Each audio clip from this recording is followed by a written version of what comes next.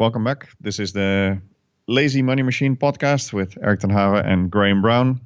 Today is an episode whereby we're going to look at or listen to a little audio clip that I found online, and let's play it first, and then we'll talk about it. I think school is more the bigger enemy because they want you to be an employee, to work for the government, to save money, pay taxes, and invest for the long term in the stock market. You got to be crazy today. That's the worst advice possible. Where are the jobs? In America, you come up with a student loan debt, the worst type of debt possible. And with AI, artificial intelligence coming on and robots coming on, like, the Uber drivers, I pray for them because pretty soon you don't need an Uber driver, just need a robot. Yeah, this is Robert Kiyosaki, author of Rich Dad, Poor Dad, a book many times cited and quoted by many investors and many teachers. And he brings up a point about the general way that we raise our kids and tell them to, get a job, pay taxes, buy a house. Your house is an asset. Get out of debt, so pay off your house, and then become happy after that. But he says, especially the example of the Uber driver at the end, jobs might not be around the way we think they are now. They're not, are they? Especially for those guys. I think the key point with Kiyosaki is what people don't really know until somebody tells them. There's a big difference between schooling and education, isn't there? Mm-hmm. Like he mentions in that clip, Eric, that schooling, it has an agenda, isn't it? Which is to systemize you, to put, make you become an employee, to pay taxes, to do all this, to be safe, to be secure. Whereas education is really about equipping yourself with the skills to survive in the world, right? So you can be well schooled but poorly educated. I think that's the problem. We have a system which really encourages that, right?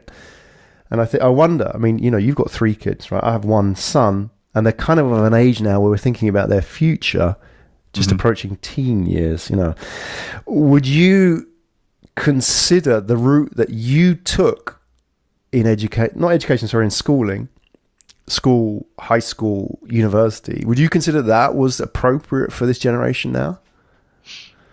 Well, I still believe that being in education teaches you analytical skills that are invaluable. So I think the main thing that I got out of my, especially university education, I think is I had a degree in business, which I did in the Netherlands. And even though it was a degree in business, it hardly helps me do much today, except for the fact that I know how to get information. I know how to analyze things. I know how to build good spreadsheets, which is very useful. So the sort of the skills and the mindset, I guess, that I got in education is very useful for me and very valuable for me. But the exact subject matters that I studied, statistics, physics, things that were in my curriculum, a lot of that is not. I don't use that anymore. And the funny bit is, many people say that, right? I've had this education and a lot of what I've learned I don't use anymore, yet we're still accepting the fact that that's the case. It's so weird. Well, there's no alternative for most people, is there? That's the problem. What do you do if you don't send your kids to university? People are going to look at you funny, right? Oh, your kids didn't go to college? What's wrong with you? Right, correct. Yeah, absolutely. There's another part in the same interview which I'll try to dig up here, which I can listen to, which is this is also Kiyosaki talking, and this is how he solved it. I just knew school was bullshit as a young kid. I learned most of my life, my financial education, playing Monopoly. You just play Monopoly, you'll be a rich person. And the formula for great wealth is 4 greenhouses, rent a hotel. Yeah. So there you go. So the Monopoly is obviously an example, but we are not being financially educated. Yeah. And that even surprises me. There is like, there is, how do you call it? Like world studies in school. People learn about, health. In biology, they talk about how you stay healthy, good food, whatever. All these other skills are being taught, but there's no subject about financial literacy or financial education in high school or in university. Well, maybe, as he says, there's a reason for that, right? Because they want you to become an employee, right? Because, not everybody can live a fulfilling life. We have to have people who are going to empty the dustbins and flip burgers, right? So Yeah. that's what society wants. And I think that's why it trains people that way. And you have to think about as well, who's actually doing the teaching, Yes. right? I mean, these are people who are employees, right? So what do they know? I mean, if you are financially educated and you become financially independent and free, you know, you're not likely to be in the school system teaching kids, are you? No, that's true. Yeah, they don't have the I guess the reference or the perspective, I guess, to teach this, right? So, but it could be. I mean, like with anything in school, you could bring in an expert, right? And I've taught a few times in the schools of my kids about entrepreneurship and about what I do. If you would want to, there's a way, right? If the teachers that are in school are not the guys that are doing it, you could bring in other people to do this.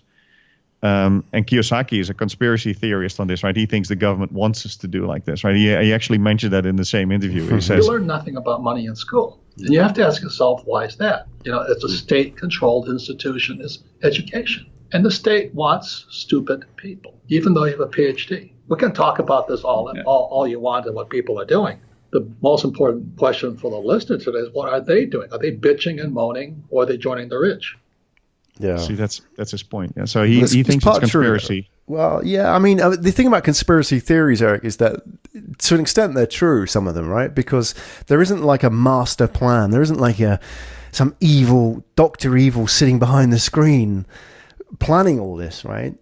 But, you know, what happens is that the system shapes education, right, to be like that, because that's what it wants, right? If the school system starts producing people that we can't employ, or there's some problems, then there's trouble, isn't it? And they change it. So it ends up being a reflection of what the needs of employers are, right? Big companies.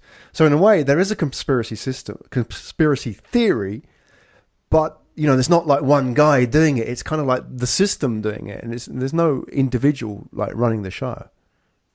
No, and I think this also proves the point of the work that we and, you know, a lot of other people are doing, right? I mean, this part of education and this part of knowledge sharing is so lacking in formal education that you'll have to create alternative channels to tell people about it. Yeah. Yeah, and that's the point of education, isn't it? It's education doesn't finish when you finish school. Education really starts at that point, right? And that's why you've got to go out. And it doesn't necessarily come from these traditional channels. It comes from getting involved in groups, you know, masterminds, networking groups, events, and so on. Doing all of that, because that's where you're really going to get educated, surrounding yourself with people who have done this stuff, right? That's where you learn. Yeah, and one other thing I think is to go out and just do some things that other people say works, right?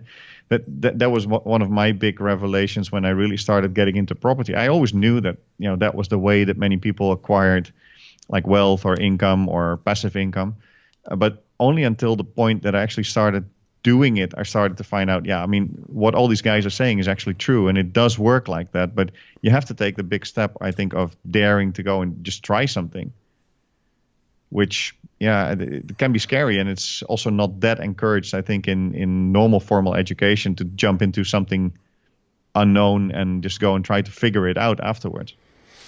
Yeah, exactly. But then look at what, you know, well, exactly. We can go on about education system, right, and why it's broken and so on. But the key here is taking control of your own life, right, and making it work rather than relying on other people.